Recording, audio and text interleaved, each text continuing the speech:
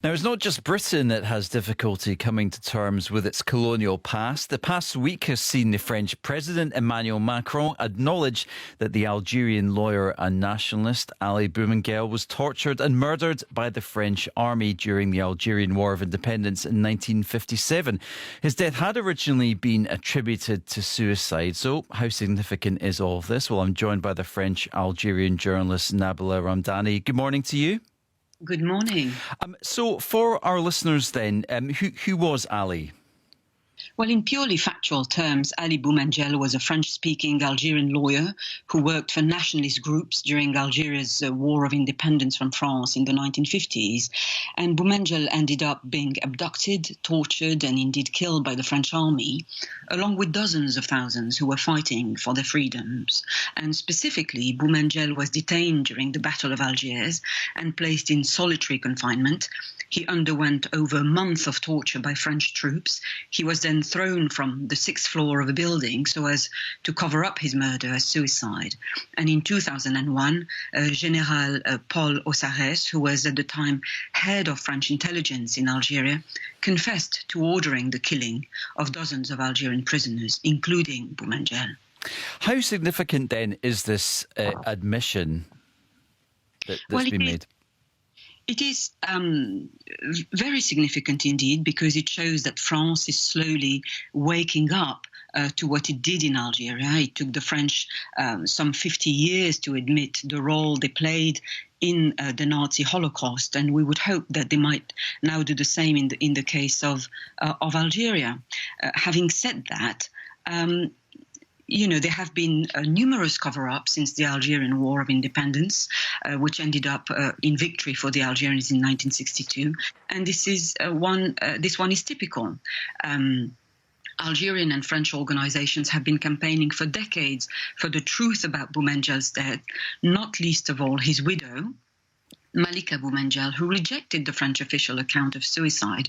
She passed away last year, aged 101, without hearing the acknowledgement she waited for all her life.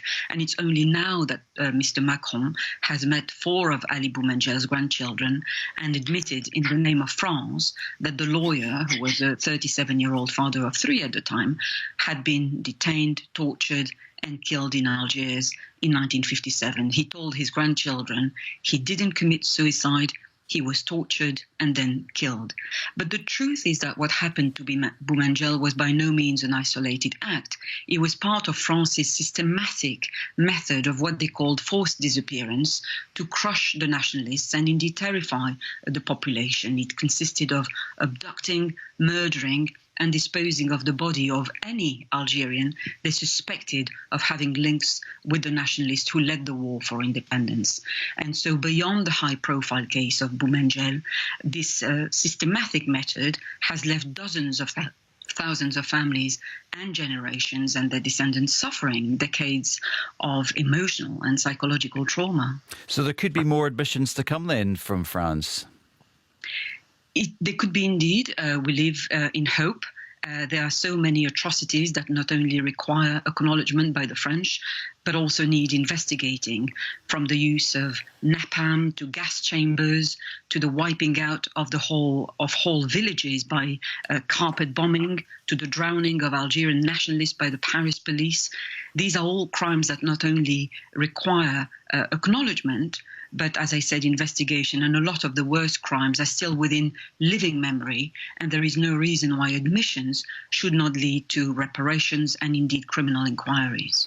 Do you think it's still quite shocking that France has admitted to throwing a political prisoner, a political opponent, off a 6-story building, even though it happened 60 years ago? It is shocking for all kinds of reasons. The French colonization of Algeria, which lasted for 132 years, is one of those periods of history that is hardly mentioned in the West. It's not even taught in French schools, despite the outrages that took place. Up to 1.5 million were exterminated by the French during the war alone, and millions more during the colonization period. And yet there have never been any war trials, any reparations, or even any apologies. OK, well, thank you very much for now. That's Nabila Ramdani, the French-Algerian journalist.